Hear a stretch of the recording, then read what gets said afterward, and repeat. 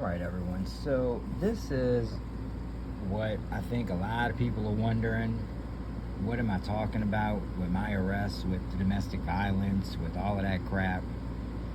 And me comparing my situation to Antoine Massey's with his case records and his documents and case files being done the same way, using various, several different versions of our names throughout our cases, our criminal cases and civil, and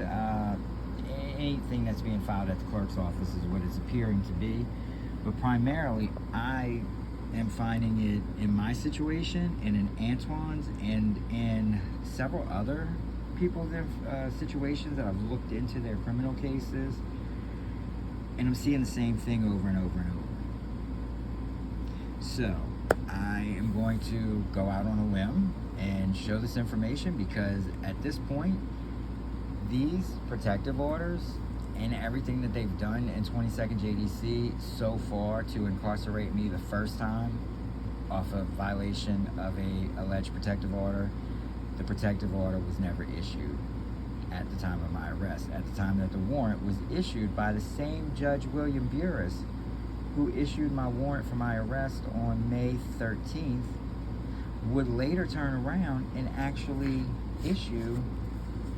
the same protective order that they claim that I violated for the same individual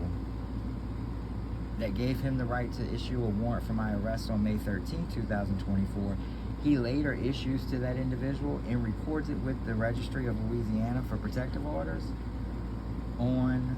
June 11th, 2024. I showed a little bit of that in my 72-hour hearing case and in my misdemeanor case, the one where I showed where my conflict attorney's name is two different ways on the two different cases, and in three different ways throughout the case. So yeah, it's a bunch of crazy shit. I think that this should really piss any woman off out there, even a man, anybody, any human being who has attempted to get protection, as I did for my son at 15 years old back in 2020, and we were denied. When there was open cases in Florida, in Orange County, Florida, there was open cases with Child Protective Services that our local sheriff's department knew all about, because I've never told this, well, I haven't told it in a long time, but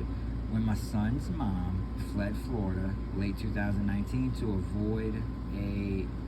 CPS investigation and something to do with Orange County Sheriff's Department, the